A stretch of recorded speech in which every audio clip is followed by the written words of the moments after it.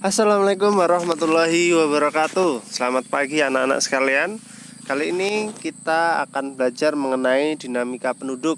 Pada materi sebelumnya kalian sudah belajar mengenai sumber daya alam ya. Nah, untuk kali ini kita akan belajar dinamika penduduk di Indonesia. Baik, sebelum kita mulai pembelajaran pada kesempatan kali ini, marilah bersama-sama kita awali dengan melafazkan bismillah. Bismillahirrahmanirrahim. Semoga dengan dilafazkannya bismillah di awal kegiatan kita hari ini, semoga kegiatan belajar kita menjadi lebih mudah, bermanfaat ya, serta menjadi suatu ladang pahala bagi kita. Amin. Nah, selanjutnya di sini dinamika penduduk Indonesia. Nah, dinamika penduduk. Nah, yang dipelajari di sini ada jumlahnya, jumlah penduduknya, kemudian persebaran penduduk, komposisi penduduk, pertumbuhan dan kualitas penduduk ya, salah tulis, maaf. Kemudian keragaman etnik dan budaya. Dan untuk pengertiannya, ini dinamika penduduk adalah perubahan jumlah penduduk pada suatu yang disebabkan oleh 3 faktor, yaitu kelahiran, dalam istilah demografi, dalam istilah ilmu kependudukannya disebut dengan natalitas. Kemudian di sini ada kematian, bahasa lainnya adalah mortalitas, dan kemudian ada perpindahan atau migrasi. Apa itu natalitas, mortalitas, dan migrasi, yang seperti apa? Nanti akan kita bahas lebih lanjut. Jumlah penduduk. Indonesia merupakan negara dengan jumlah penduduk terbesar keempat. Jadi Indonesia ini urutannya keempat ya, mempunyai peringkat 4 besar di dunia. Seluruh negara-negara yang ada di bumi ya, sekitar 200 negara lebih, itu Indonesia mendapatkan peringkat 4 saking banyaknya penduduk Indonesia.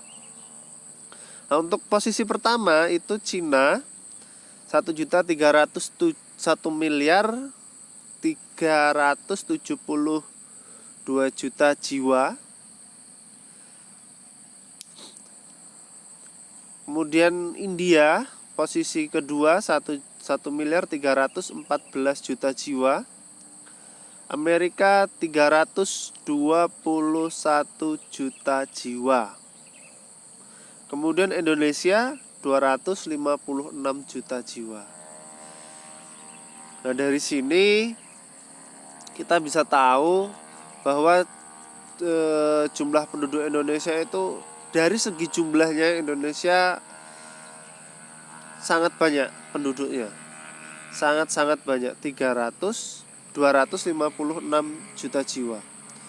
Dari sini harusnya penduduk Indonesia bisa dimanfaatkan untuk membangun kemajuan bangsa Indonesia dari segi jumlahnya dulu.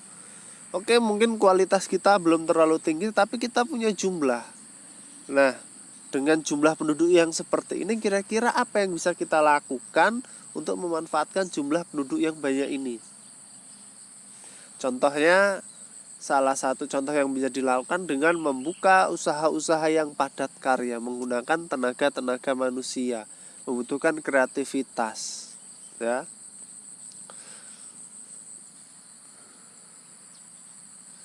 Kemudian persebaran penduduknya. Bagaimana persebaran penduduk di Indonesia?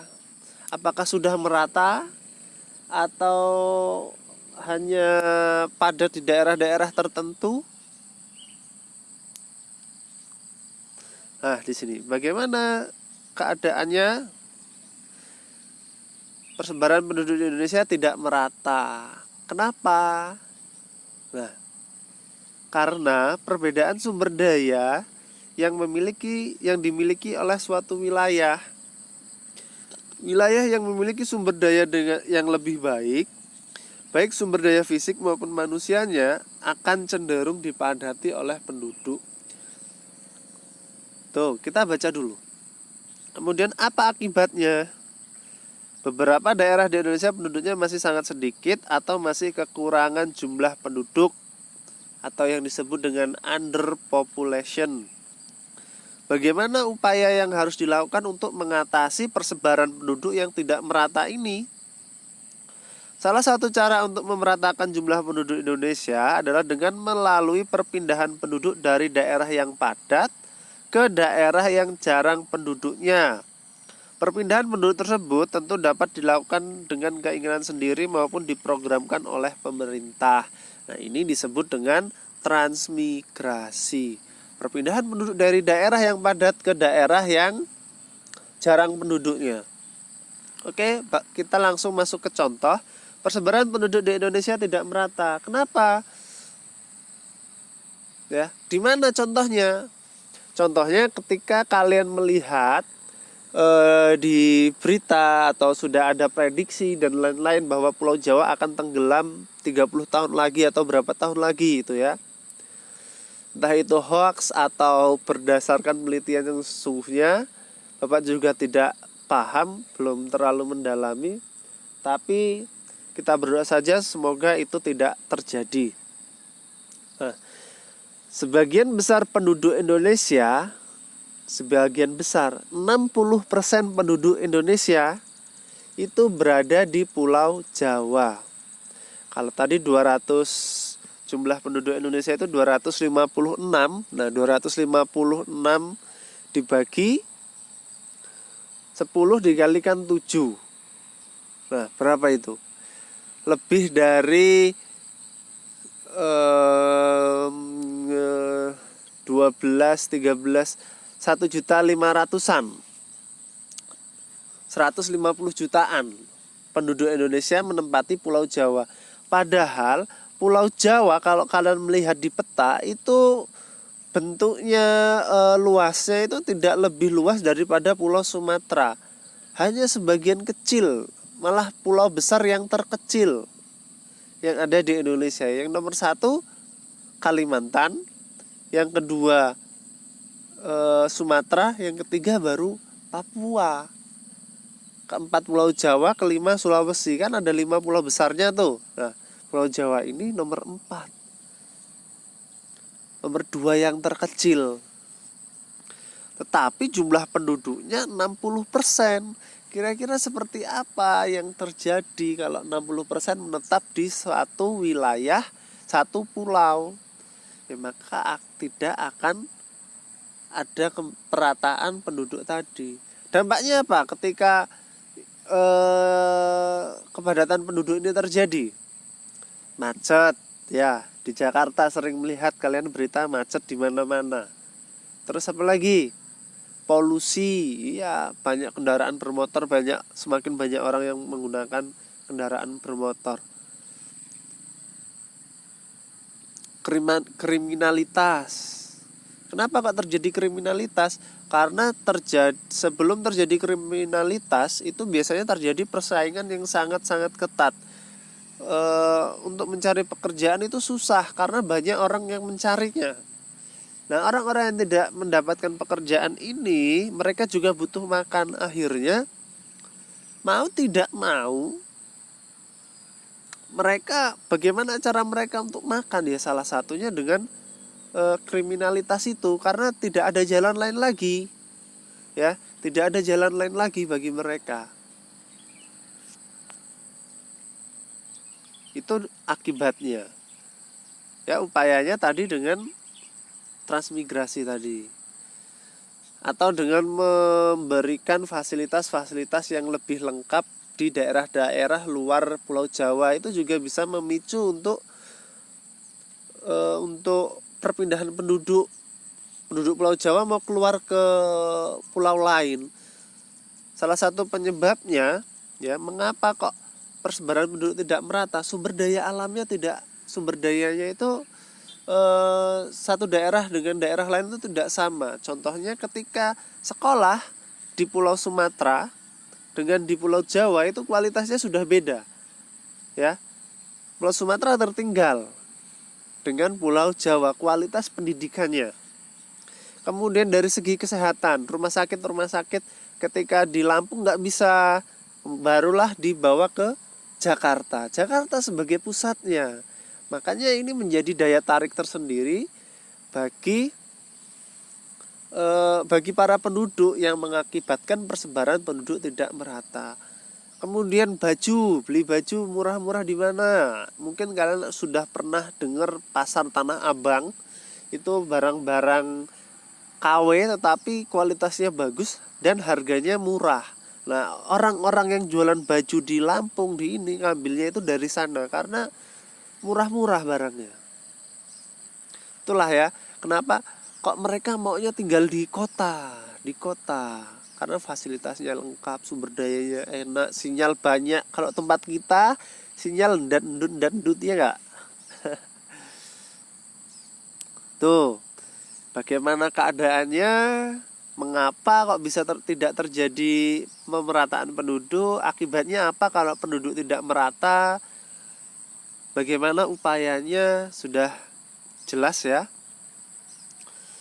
Sekarang komposisi penduduk. Komposisi penduduk. Apa yang dimaksud dengan komposisi penduduk? Komposisi penduduk adalah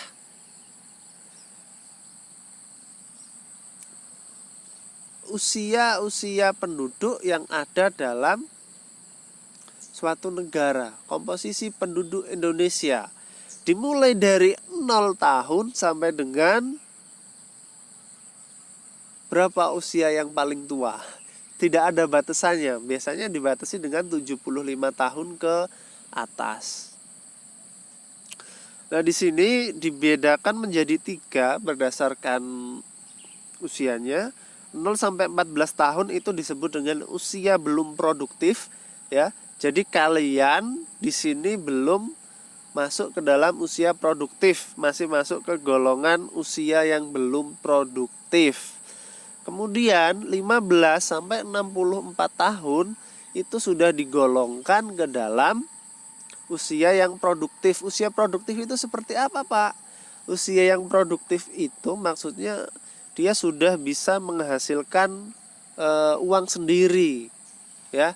Kegiatan yang dia lakukan itu bernilai ekonomis. Kemudian lebih dari 65 tahun itu usia yang sudah tidak produktif lagi. Meskipun biasanya masih tetap ada yang usia 65 tahun tetapi masih mencari uang. Tetapi lebih banyak juga yang tidak produktif lagi. Jadi disepakati bahwa usia lebih dari 65 tahun adalah usia yang sudah tidak produktif. Apabila jumlah penduduk dengan usia di bawah 15 tahun dan usia di atas 65 tahun jumlahnya lebih besar dibandingkan usia produktif, hal tersebut dapat menyebabkan penduduk usia produktif menanggung hidup seluruh penduduk usia non-produktif. Sebaliknya, jika semakin kecil angka ketergantungan akan semakin kecil beban dalam menopang kehidupan penduduk usia non-produktif. Ini maksudnya apa kata-kata ini? Jadi, pada gambar yang kalian lihat itu nomor 2 ini menanggung nomor 1 dan nomor 3. Jadi istilahnya yang mencari uang itu adalah yang nomor 2. Nah, uangnya itu dimakan oleh nomor 1, 2, dan 3. Jadi yang mencari uang itu umur 15 sampai 64 tahun. Nah, untuk misalnya ibu bapak kalian, kemudian kalian di rumah punya adik. Jadi jumlah anaknya kebetulan masih kecil semua, masih di bawah 14 tahun semua, ada 4. Ya, anaknya ada 4. Kemudian orang tua dari orang tua kalian atau kakek nenek kalian misalnya 2 ya, masih 2. 2 ditambah 4, 6. Nah, yang produktif berapa? Bapak dan ibu kalian 2, yang mencari uang 2 orang, tetapi untuk mencukupi kebutuhan bapak ibu kalian sendiri sudah 2, kemudian kalian dengan adik-adiknya ada 4, 4 tambah 2 6, 6 tambah kakek neneknya 2 8. 2 orang mencari uang untuk menghidupi 8 orang. Itu loh yang dimaksud dengan angka beban tanggungan, ya, yang disebut dengan beban tanggungan. Yang ditanggung jawabi, yang dicarikan nafkah, itu maksud beban tanggungan, ya. Jadi kalau kalian itu masih jadi beban tanggungannya orang tua. Begitu juga dengan kakek nenek kalian yang memang sudah lanjut usia, itu juga masuk ke tanggungan orang tua kalian. Kemudian kalau dirata-ratakan ke seluruh Indonesia, nanti ada seluruh jumlah seluruh jumlah usia yang produktif, yang usianya 15 sampai 64 tahun, ini nanti di rata-rata akan menanggung jumlah penduduk yang usia belum produktif dengan usia yang sudah tidak produktif. Dirata-ratakan lebih besar lagi. Kalau yang usia produktifnya ini lebih besar, maka kesejahteraan itu jadi lebih dekat. Tetapi kalau usia produktifnya ini lebih kecil, nah ini lebih dekatnya ke dalam suatu kemiskinan. Ya iya, yang cari uang hanya sedikit, yang makan banyak. Tuh, paham ya komposisi penduduk?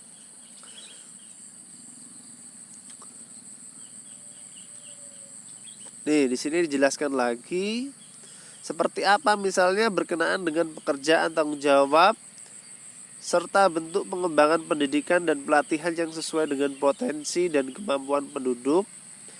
Untuk apa penduduk ini dikomposisikan, dikelompokkan ini tadi? Digunakan untuk memperkirakan bentuk pemberdayaan penduduk sebagai sumber daya manusia sesuai dengan karakteristiknya. Jadi untuk mengambil kebijakan-kebijakan seperti membangun sekolah. Misalnya di daerah Rawajitu Utara itu ternyata angka kelahirannya itu pada tahun misalnya ini 2021 ternyata banyak bayi yang lahir, misalnya 1 juta bayi yang lahir. Dihitunglah sekolahnya ada berapa, sekolah SD-nya. Kira-kira 1 juta dibagi ke sekolah-sekolah yang ada di Rawajitu Utara itu sudah memenuhi belum sekolahnya? Kalau belum, berarti harus menambah gedung setiap sekolah ataupun membuat sekolah baru. Itu gunanya komposisi penduduk. Begitu juga dengan pekerjaan. Ketika jumlah penduduk usia produktifnya itu banyak, pemerintah harus aktif untuk menyediakan lapangan pekerjaan. Kemudian di sini mengapa? Karena dapat digunakan dalam menghitung angka perbandingan jenis kelamin. Ya, lanjut ke pertumbuhan penduduk.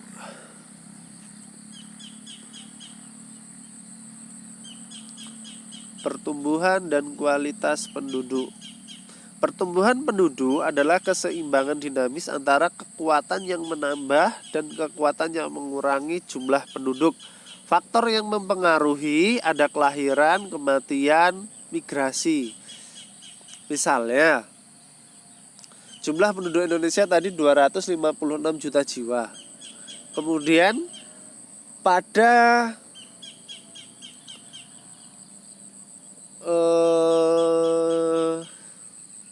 tahun berikutnya, ya, 10 tahun yang akan datang, ternyata jumlah penduduk Indonesia itu sudah berjumlah 300 juta jiwa. Tinggal nanti dikalikan, ya, menggunakan rumus, dapatnya nanti berapa persen. Itulah jumlah angka pertumbuhan penduduknya. Pertumbuhan penduduknya itu berapa persen gitu nanti. Nah, faktor yang mempengaruhi tadi ada kelahiran, kematian, dan migrasi.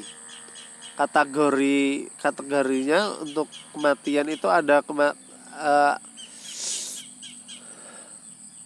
kategori dari faktor yang mempengaruhi ini ada faktor alami dan ada faktor tidak alami. Kalau faktor alami yang mempengaruhi ini hanya mempengaruhi pertumbuhan penduduk, ya, hanya kelahiran dan kematian. Tapi kalau faktor yang tidak alami itu ada migrasi dan emigrasi. Migrasi keluar dan migrasi masuk. Kualitas penduduk ukurannya apa? Pendidikan, pendapatan, dan kesehatan. Kualitas pendidikan. Negara yang maju ya, maka kualitas pendidikannya pasti akan jauh lebih baik daripada negara yang berkembang. Pendapatan setiap penduduknya itu rata-rata tinggi. Kalau negara maju, kalau negara berkembang itu pendapatannya ya rata-rata menengah ke bawah, banyakan yang ke bawahnya ya. Untuk kesehatannya, negara maju jelas kesehatannya itu jauh lebih baik. Ini bisa kita lihat dengan Cina, kemudian Italia, Amerika. Mereka sudah mampu menangani COVID-19 secara cepat ya. Apalagi Cina tuh yang paling pertama, paling heboh dulu, tapi bisa sekarang sudah hilang corona dari sana. Tapi ketika yang terjadi dengan negara yang berkembang ini susah. Kenapa? Karena ketika di karantina penduduknya itu PPKM, tidak boleh kemana-mana, pembatasan kegiatan, tidak kerja, tidak mencari uang, ya mereka mau makan apa? Karena apa yang dia cari hari itu ya untuk makan hari itu juga ya. Berbeda dengan negara-negara maju yang mereka sudah punya stok makanan, sudah punya stok uangnya, sudah banyak uangnya. Ya mau PPKM ya santai aja mereka, karena sudah punya stok tabungannya. Tapi kalau negara-negara yang berkembang, yang mencari satu hari untuk dimakan satu hari, ini susah, nggak bisa. Makanya di Indonesia ini sangat-sangat susah dikendalikan. Yaitu kalau nggak kerja, nggak keluar rumah ya nggak bisa makan. Jadi ya seperti itu akhirnya. Sampai sekarang belum selesai cerita coronanya. Keadaan, ini belum. Kriteria pertumbuhan penduduk. Suatu pertumbuhan penduduk dikatakan rendah apabila pertumbuhannya itu kurang dari 1%, dikatakan sedang apabila 1 sampai dengan 2%, tinggi lebih dari 2%. Misalnya ada penduduknya itu 100 di suatu wilayah, ke tahun berikutnya penduduknya bertambah menjadi 101. Itu dikatakan sebagai pertumbuhan penduduk sedang. Kemudian kalau pertumbuhan penduduknya 3, tadinya itu 100, kemudian tahun berikutnya menjadi 103, itu sudah termasuk ke dalam pertumbuhan penduduk yang tinggi. Jadi itu ya kriterianya. Kan ini menggunakan persentase, Bapak gunakan contohnya yang lebih mudah. Ada 100 penduduk, 1 tahun berikutnya kok nambah 1, berarti kriterianya masuk ke sedang. Kalau nggak nambah sama sekali berarti rendah. Kalau lebih dari 3, nah ini kan lebih dari 2, berarti kan 3 penduduk. Nggak ada atau penduduk 2,1 nggak ada. Tapi kalau 2 ya 2, kalau 3 ya 3. Ya kalau 3 dia sudah masuk ke tinggi. Keadaan penduduk Indonesia kategori pertumbuhan penduduk sedang 1,4 per tahun. Ini di Indonesia ya, 1,4 per tahun. 1,4 dikalikan 256 juta jiwa. Masalah kualitas penduduk yang terjadi di Indonesia dipengaruhi oleh masih rendahnya tingkat pendidikan, ya tadi sudah, rendahnya tingkat kesejahteraan, kemudian dapat berpengaruh pada pendapatan per kapita masyarakat tersebut. Struktur penduduk lebih banyak pada usia muda, ciri khas negara berkembang, banyak anaknya ya. Pemerintah Indonesia telah berusaha keras untuk meningkatkan mutu pendidikan penduduk melalui berbagai program pemerintah di bidang pendidikan, seperti program beasiswa, adanya bantuan operasional sekolah, program wajib belajar dan sebagainya. Walaupun demikian, Karena banyaknya hambatan yang dialami, maka hingga saat ini tingkat pendidikan bangsa Indonesia masih tergolong rendah. Ya, tuh kita mau belajar pakai teknologi sinyalnya susah. Terus kalau gerimis kalian mau ke sekolah jalannya nggak bisa dilewati, ya kan?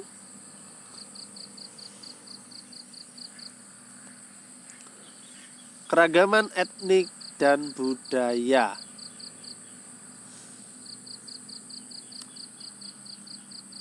Nah, sampai sini dulu ya untuk pertemuan kita kali ini. Keragaman etnik dan budayanya kita lanjutkan besok.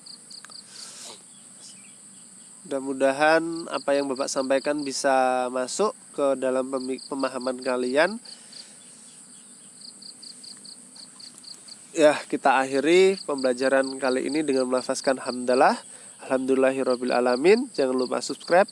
Bapak tutup. Wassalamualaikum warahmatullahi wabarakatuh.